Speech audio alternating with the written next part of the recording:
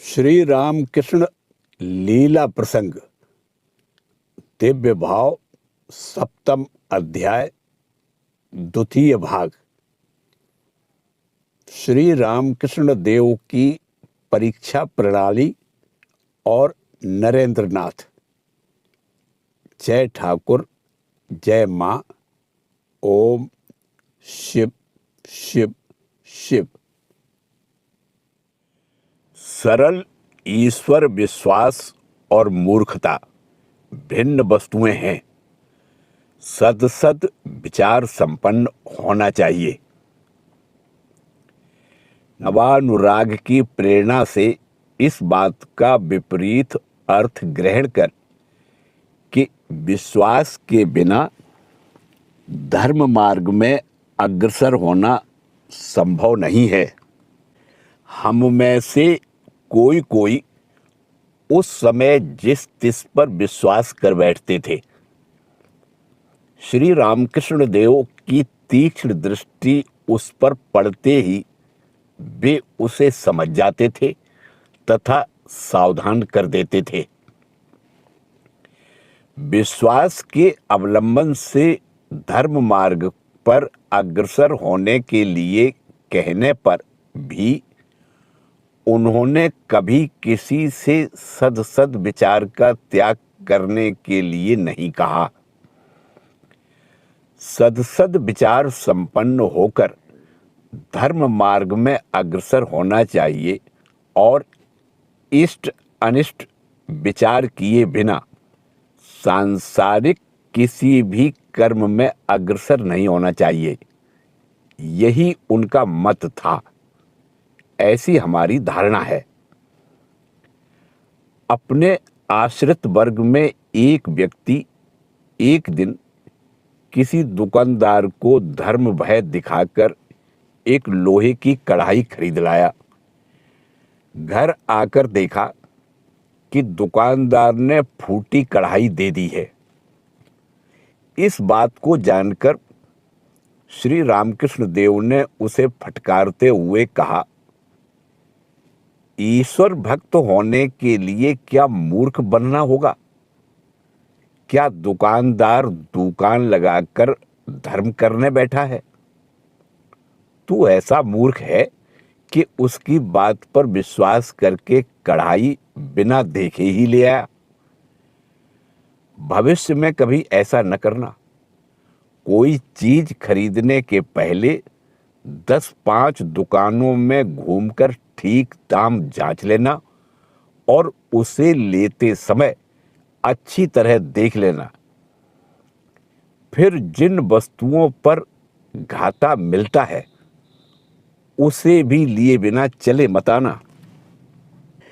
अधिकारी भेद से श्री रामकृष्ण देव का दयावान और निर्मम होने का उपदेश।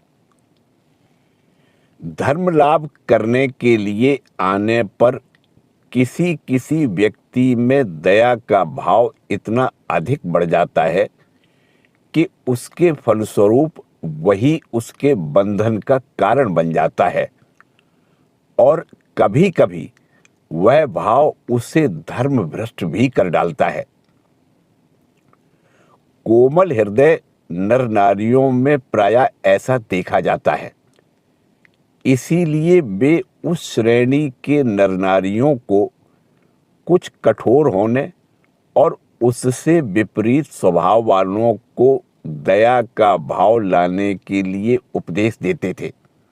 हम में से एक व्यक्ति का हृदय बहुत ही कोमल था। कोई विशेष कारण उपस्थित होने पर भी उनमें कभी क्रोध का उदय नहीं होता था अथवा किसी को वे कटु वचन नहीं बोलते थे। अपने स्वभाव के विपरीत होने पर भी तथा स्वयं की बिल्कुल इच्छा न होते हुए भी अपनी माता की आंखों में आंसू आए हुए देखकर एक दिन वे एकाएक विवाह कर बैठे। इस कर्म के कारण उनके हृदय में अनुताप हुआ तथा निराशा होने लगी। किंतु श्री रामकृष्ण देव के श्री चरणों में आश्रय ग्रहण करने के कारण तथा उनके आश्वासन वचन से वे बच गए। तदंतर श्री रामकृष्ण देव की उन पर इस बात की विशेष दृष्टि रही कि वे अपनी अनुचित कोमलता तथा दया भाव का संयम करके ही प्रत्येक कार्य कर सके। मामूली विषय में श्री रामकृष्ण देव किस ढंग से उन्हें शिक्षा देते थे, दो एक घटनाओं का उल्लेख करने से स्पष्ट हो जाएगा। श्री रामकृष्ण देव के वस्त्र जहां रखे रहते थे उसमें एक झींगुर घर बनाए बैठा हुआ दिखाई पड़ा। श्री रामकृष्ण देव ने योगेंद्र से कहा, झींगुर को पकड़कर बाहर ले जाकर उसे मार डाल।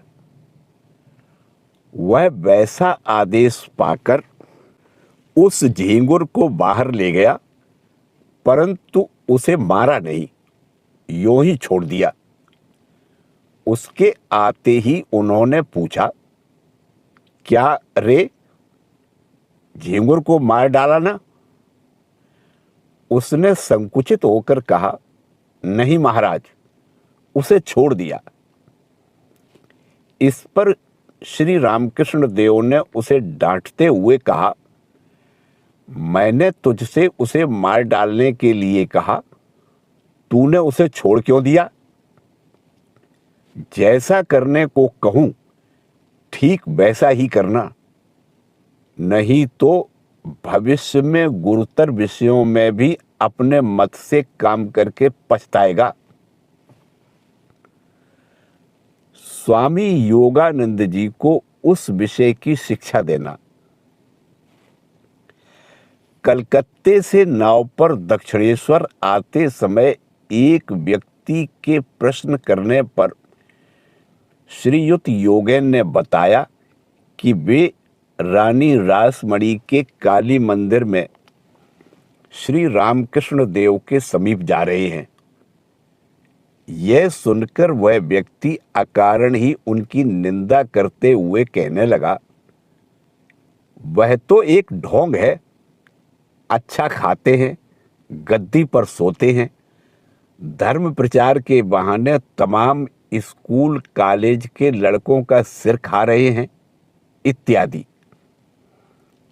यह सुनकर योगेन को बड़ा कष्ट हुआ।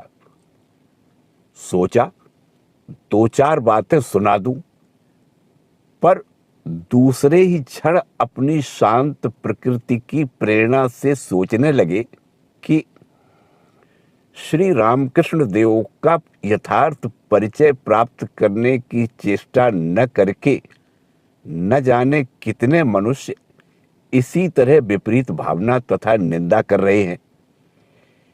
इसके बारे में मैं क्या कर सकता हूं?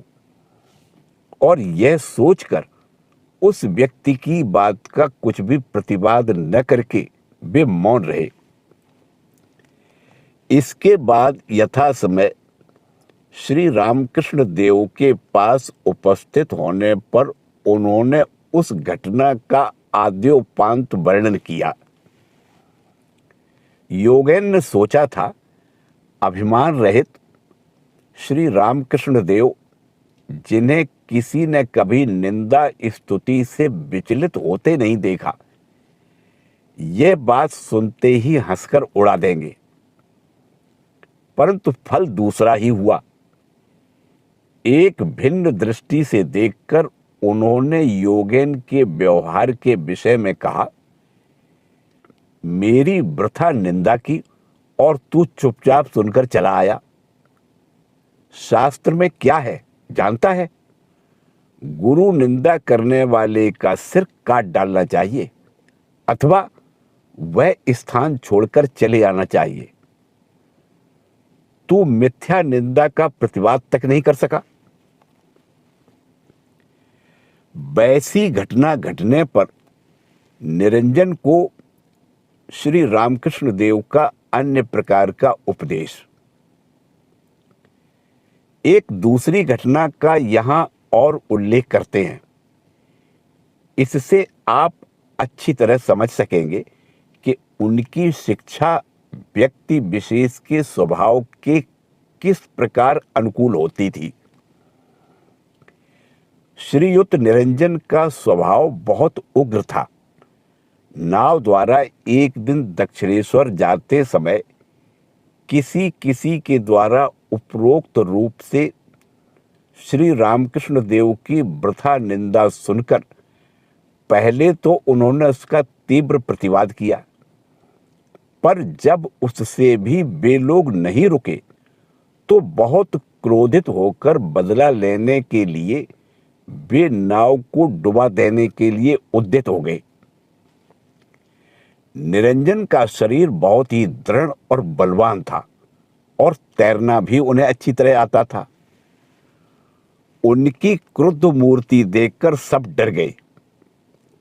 अंत में निंदा करने वालों ने बहुत रोध होकर उन्हें उस कार्य से निरस्त किया। श्री रामकृष्ण देव को जब यह बात विदित हुई तो उन्हें डांटते हुए कहा, क्रोध चांडाल है, क्या कभी क्रोध के वशीभूत होना चाहिए? सज्जन व्यक्ति का क्रोध जल के दाग की तरह उठते ही शांत हो जाता है। हीन बुद्धि वाले न जाने कितनी बातें कहते हैं। ऐसे विषयों पर लड़ते झगड़ते रहने से तो जीवन ही नष्ट हो जाता है। ऐसे अवसर पर तू उन्हें कीड़े की तरह समझना और उनकी बातों पर उपेक्षा दिखाना। क्रोध के वश तू कितना बड़ा अकर्म करने को तैयार हो गया था। सोच तो भला, बेचारे माझी मल्लाहों ने तेरा क्या बिगाड़ा था कि तू उनकी नाव ही डुबा देना चाहता था। महिला भक्तों को भी श्री रामकृष्ण देव द्वारा उस भाव से शिक्षा प्रदान का उदाहरण। पुरुषों की तरह महिला भक्तों के संबंध में भी उनकी स्वाभाविक प्रकृति समझकर वे उपदेश दिया करते थे। हमें स्मरण है, किसी कोमल स्वभाव वाली महिला को एक दिन उन्होंने निम्नलिखित बातें कहकर सावधान कर दिया था। यदि ऐसा मालूम हो कि तुम्हारा कोई परिचित व्यक्ति अनेक कष्ट सहकर भी तुम्हें हर विषय में सहायता दे रहा है, परंतु अपने दुर्बल चित्त को रूपज मोह से संयत न कर सकने के कारण तुम्हारे लिए बहुत कष्ट पा रहा है, तो ऐसे अवसर पर क्या तुम्हें उस पर दया करनी चाहिए अथवा उसकी छाती पर लात मारकर उससे सारे संबंध तोड़कर अपने सम्मान की रक्षा करनी होगी। अतः समझ लो, जब तब जहां तहां जिस तिस पर दया नहीं करनी चाहिए। दया दिखाने की भी एक सीमा है। देश काल पात्र के अनुसार ही दया दिखाना उचित है। हरीश के बारे में इस प्रसंग में एक दूसरी बात हमारे मन में उठ रही है। हरीश बलवान युवक था। घर में सुंदरी पत्नी, शिशु, पुत्र तथा अन्न वस्त्र का अच्छा प्रबंध था। दक्षिणेश्वर में श्री रामकृष्ण देव के पास तो एक बार आते ही उसके मन में वैराग्य का भाव जग उठा। उसका निष्कपट भाव, एक निष्ठा तथा शांत स्वभाव देखकर श्री रामकृष्ण देव ने उसके प्रति प्रसन्न होकर उसे आश्रय दिया। उस दिन से उनकी सेवा तथा जप ध्यान करते हुए हरीश दक्षिणेश्वर में ही समय बिताने लगा।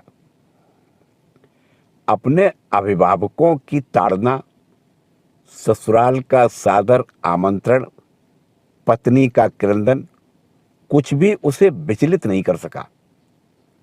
वह किसी बात पर ध्यान न देकर प्रायः मौन धारण कर अपने गंतव्य मार्ग पर अग्रसर होने लगा।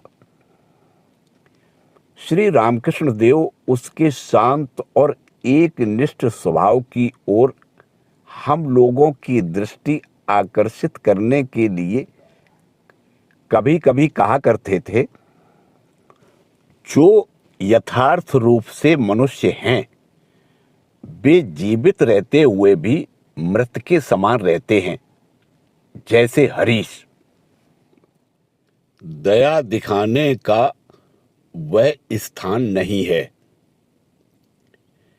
एक दिन समाचार आया, गृहस्थी के सारे कामकाज छोड़कर साधन भजन में लगे रहने से हरीश के घर के लोग बहुत ही कष्ट पा रहे हैं और उसकी पत्नी बहुत दिनों से उसे न देखने के कारण शोक से अन्न जल छोड़कर बैठी है।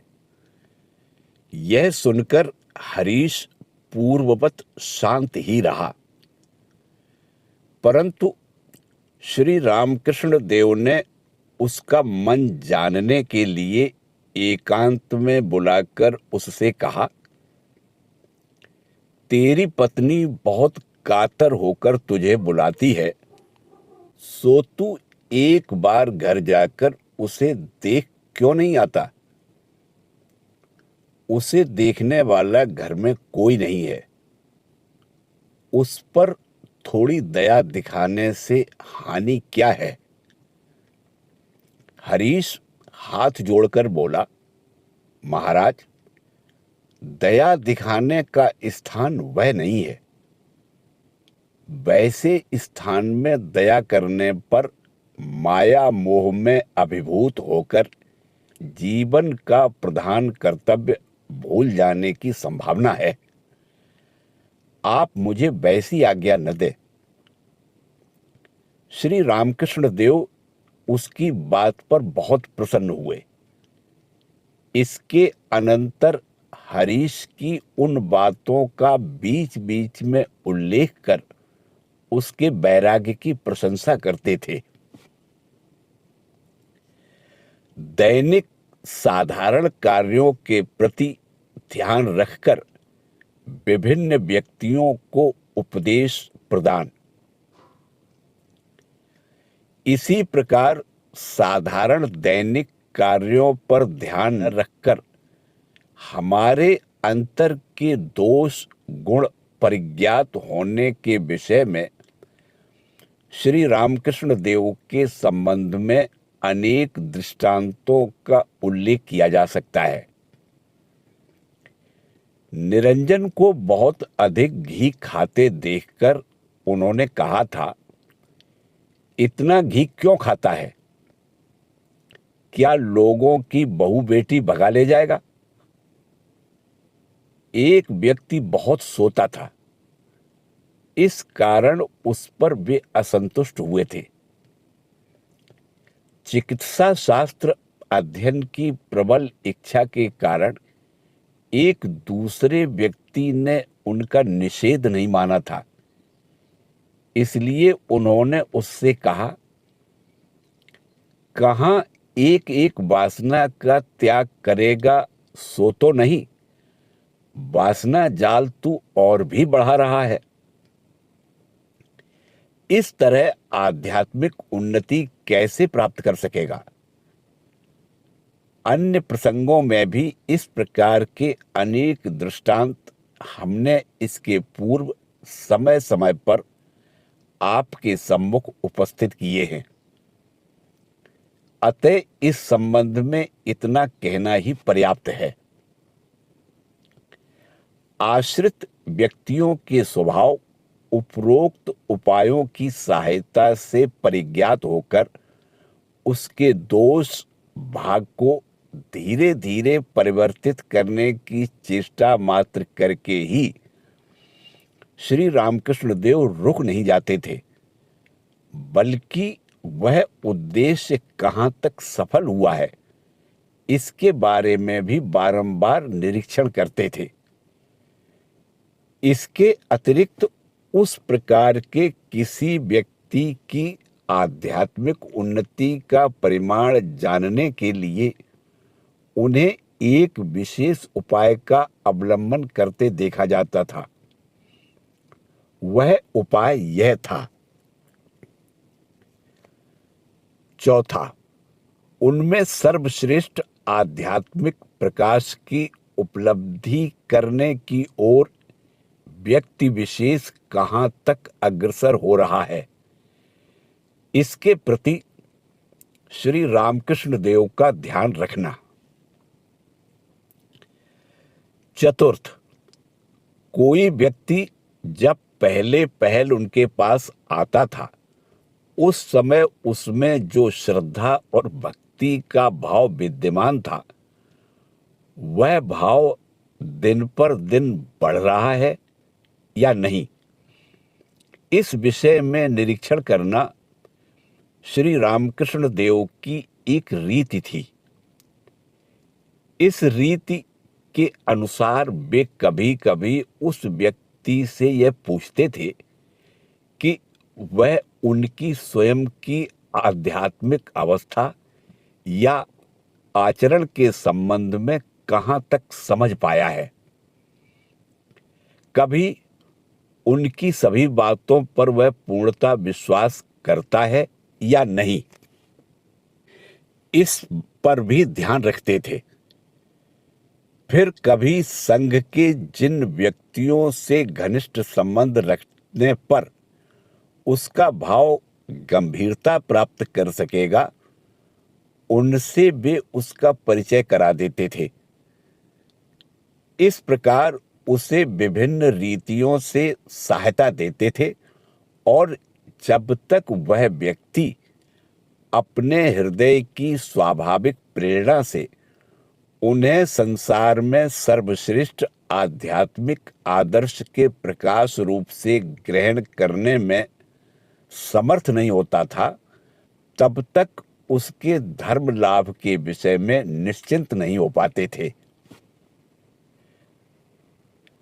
अंतिम उपाय के द्वारा व्यक्ति विशेष की आध्यात्मिक उन्नति का परिमाण निर्णय श्री रामकृष्ण देव के लिए स्वाभाविक क्यों था? संभव है ये बातें सुनकर आप विस्मित हों, किंतु थोड़ा विचार करने से समझ में आ जाता है कि इसमें विस्मय का कारण अवश्य है, क्योंकि श्री रामकृष्ण देव के लिए ऐसा करना ही युक्त तथा स्वाभाविक था। समझ में आता है वे अपने में अदृष्टपूर्व आध्यात्मिक भाव के प्रकाश की बात यथार्थ में ही जान गए थे। अतः उनके लिए इस प्रकार का आचरण करने के अतिरिक्त और कोई उपाय ही नहीं था। लीला प्रसंग में अन्यत्र हमने आपको समझाने की चेष्टा की है कि दीर्घ काल तक अलौकिक तपस्या और ध्यान समाधि की सहायता से श्री रामकृष्ण देव के अंतःकरण में अभिमान, अहंकार पूर्णतः विनष्ट हो जाने से जब उनमें भ्रम प्रमाद की संभावना एकदम लुप्त हो गई थी, तब अखंड स्मृति और अनंत ज्ञान प्रकाश उपस्थित हो गया था। फलस्वरूप उन्हें ज्ञात हो गया था कि उनके शरीर और मन के आश्रय से जिस प्रकार अभिनव आध्यात्मिक आदर्श प्रकाशित हुआ है, संसार में इससे पहले वैसा और कहीं नहीं हुआ है। अतः इस बात को ठीक ठीक हृदयंगम करके इस आदर्श के प्रकाश से जो व्यक्ति अपना जीवन गठित करने की चेष्टा करेगा, उसी की वर्तमान युग में आध्यात्मिक उन्नति सुगम और सहज साध्य होगी। इस विषय में उन्हें स्वतः विश्वास स्थापित करना पड़ा था।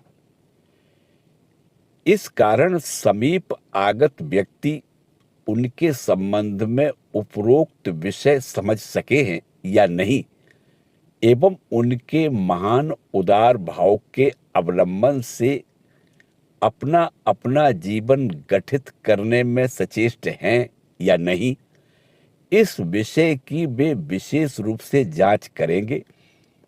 इसमें कोई आश्चर्य की बात नहीं। अपने हृदय की इस धारणा को श्री रामकृष्ण देव विविध प्रकार से हमारे सामने प्रकट करते थे। वे कहते थे, नवाबी अमल का सिक्का बादशाही अमल में नहीं चल सकता। मैं जैसा कहता हूं, यदि ठीक उसी के अनुसार चलते जाओ तो सीधे गंतव्य स्थल में पहुंच जाओगे। जिनका यह अंतिम जन्म है, जिसका इस संसार में बार बार आवागमन समाप्त हो गया है, केवल वही यहां आएगा और यहां का भाव ग्रहण कर सकेगा। तुम्हारे इष्ट अर्थात उपास्य देव स्वयं को निर्देश कर इसके भीतर है, इसके चिंतन में उनका ध्यान होगा, इत्यादि। आश्रित व्यक्तियों के भीतर उपरोक्त भाव उदित होकर दिन प्रतिदिन दृढ़ प्रतिष्ठ हो रहा है अथवा नहीं, इसे श्री रामकृष्ण देव किस प्रकार जांच करते थे। इस संबंध में कुछ दृष्टांतों का यहाँ उल्लेख करने से आप हमारी बात समझ सकेंगे।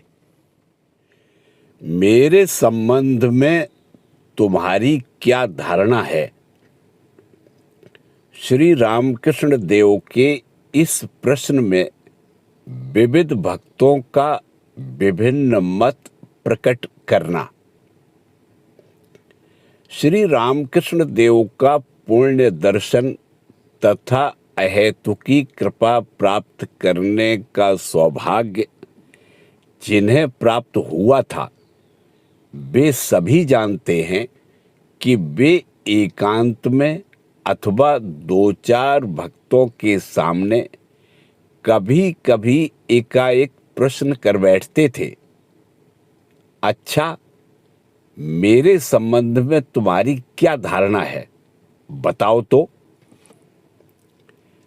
दक्षिणेश्वर में कुछ दिनों तक आते जाते रहने के बाद उनसे कुछ घनिष्ठता होने पर ही ऐसा प्रश्न उठता था, परंतु किसी किसी से प्रथम दर्शन अथवा उसके थोड़े दिन बाद ही वे कभी कभी यह प्रश्न कर बैठते थे। भक्तों के आगमन की बात उनके आने के बहुत पहले ही योग दृष्टि की सहायता से वे जान गए। उनके आते ही उन्होंने यह प्रश्न किया है, यह हम जानते हैं। इस रीति से पूछे जाने पर उनके आश्रित लोग उन्हें कितने प्रकार के उत्तर देते थे, बताया नहीं जा सकता। कोई कहता, आप यथार्थ में साधु हैं। कोई कहता, आप यथार्थ में ईश्वर भक्त हैं। कोई महापुरुष, कोई सिद्ध पुरुष, कोई ईश्वरावतार, कोई स्वयं श्री चैतन्य, कोई साक्षात शिव, कोई भगवान इत्यादि। ब्राह्म समाज से लौटे हुए कुछ लोगों को ईश्वर के अवतार होने में विश्वास नहीं था।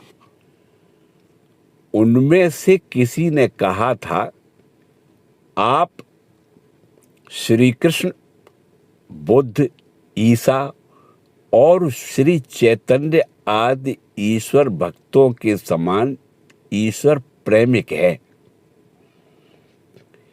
फिर ईसाई धर्मावलंबी विलियम्स नामक एक व्यक्ति ने उपरोक्त प्रश्न पूछे जाने पर कहा था, आप नित्य चिन्मय विग्रह ईश्वर पुत्र ईसा मसीह है। उत्तर देने वाले उन्हें कहाँ तक समझते थे कहा नहीं जा सकता, किंतु यह अवश्य है कि उन बातों से वे उनके संबंध में तथा साथ ही ईश्वर के विषय में अपने अपने मनोभाव को व्यक्त करते थे। श्री रामकृष्ण देव भी उनके उत्तरों को उस प्रकाश में देखकर जिसका जैसा भाव देखते थे उसके साथ वैसा ही व्यवहार तथा उपदेश आदि प्रदान करते थे, क्योंकि भाव में श्री रामकृष्ण देव कभी किसी का भाव नष्ट न करके सदा ऐसी सहायता देते थे जिससे उस व्यक्ति का भाव परिपुष्ट हो सके और वह देश कालातीत सत्य स्वरूप श्री भगवान की उपलब्धि कर सके। परंतु उत्तरदाता उनके प्रश्न सुनकर अपने चित्त की धारणा प्रकट कर रहा है अथवा दूसरे के द्वारा प्रेरित होकर वैसा कह रहा है, इस बात पर उनका विशेष ध्यान रहता था।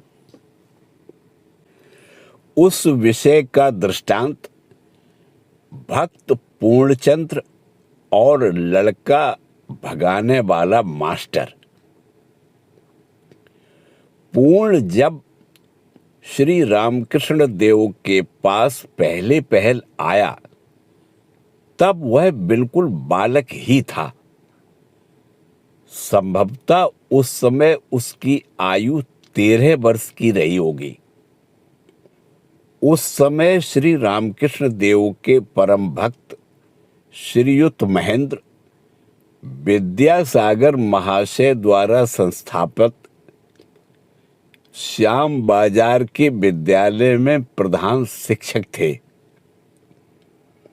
विद्यार्थियों में किसी को स्वभाव से ही ईश्वरानुरागी देखने पर वे उसे दक्षिणेश्वर श्री रामकृष्ण देव के पास ले आते थे। उसी प्रकार तेजचंद्र, नारायण, हरिपद, विनोद, छोटा नरेंद्र, प्रमथ आदि बाग बाजार मोहल्ले के बहुत से लड़कों को वे श्री रामकृष्ण देव के पास एक एक करके लाए थे।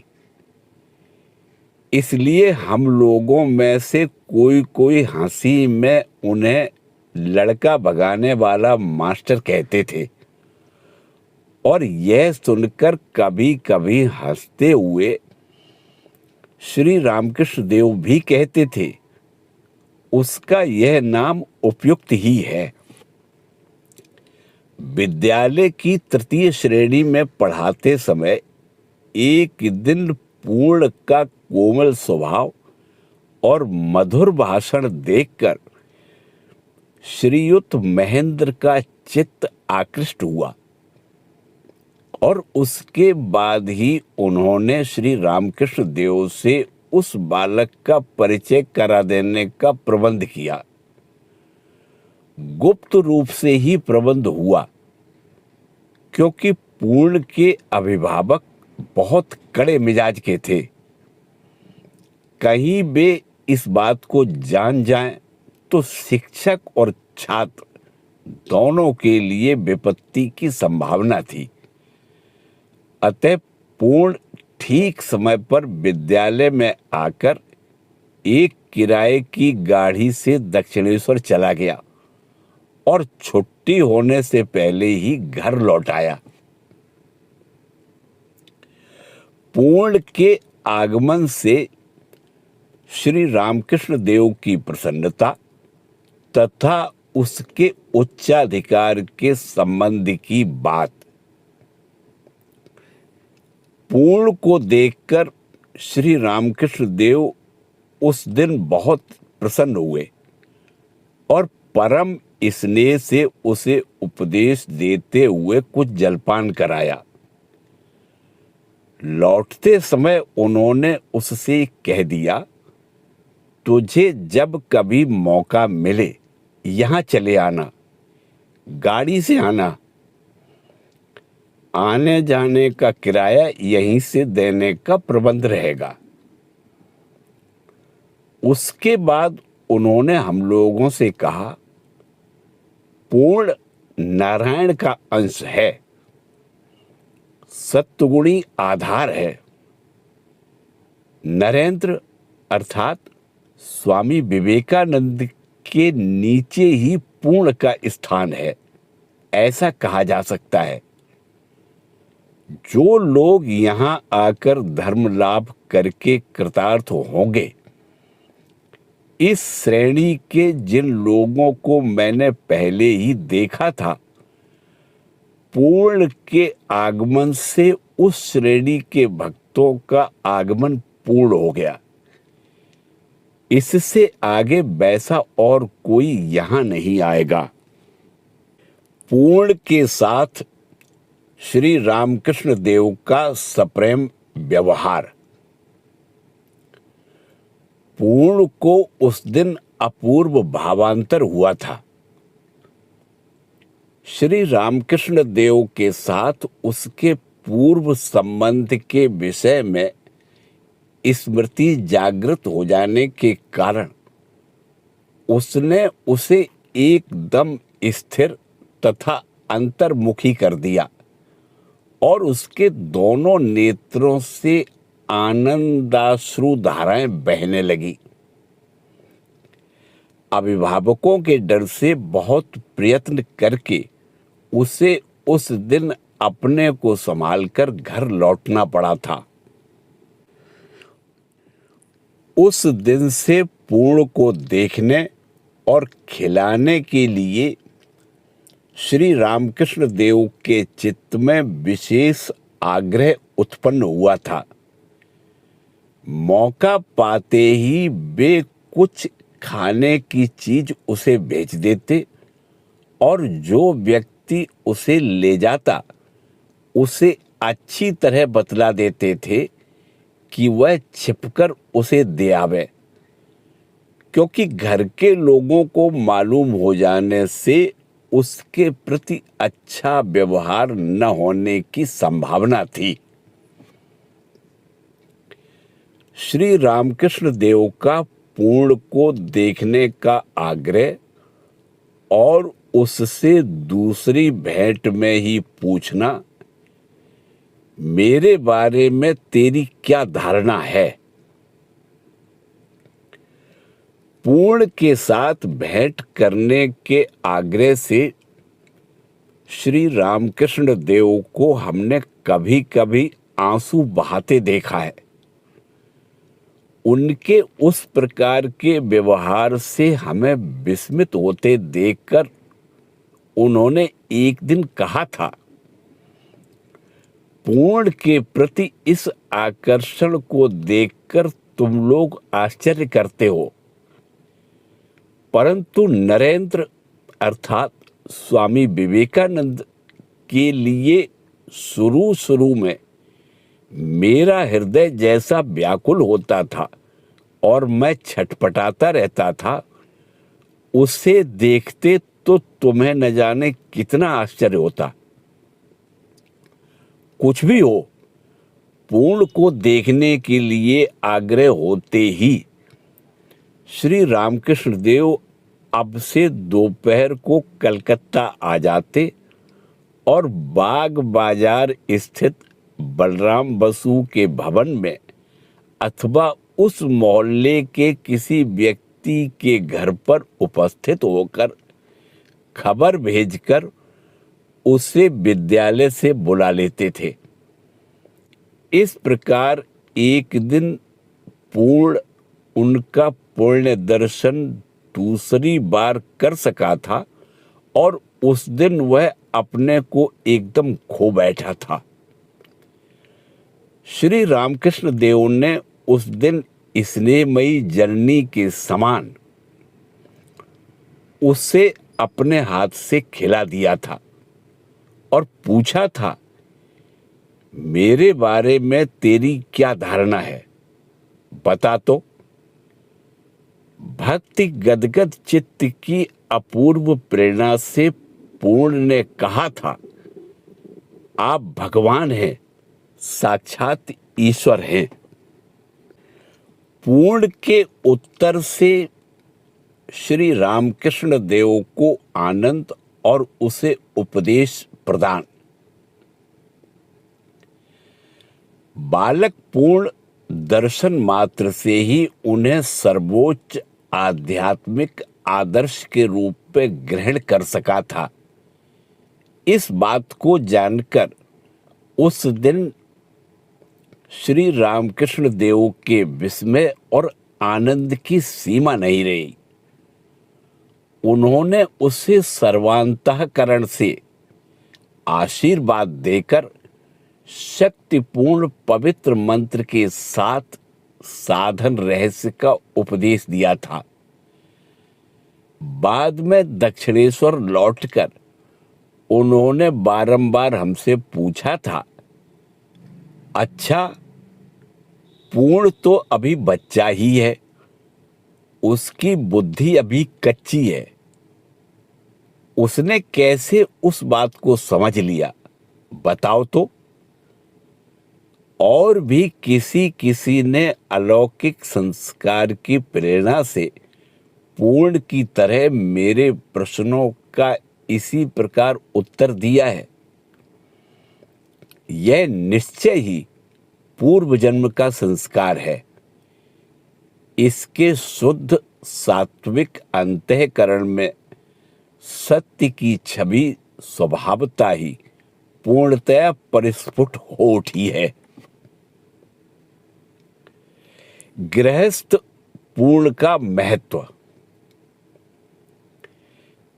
घटना चक्र से पूर्ण को विवाह करके साधारण मनुष्य की तरह गृहस्थ होना पड़ा था, किंतु उसके साथ जितना घनिष्ठ संबंध था वे सभी उसके अलौकिक विश्वास, ईश्वर निर्भरता, साधन प्रियता, अभिमान शून्यता तथा सब प्रकार से आत्मत्याग के संबंध में एक मत होकर साक्ष्य प्रदान कर सकते हैं। जय ठाकुर, जय मां। ओम शिव शिव शिव।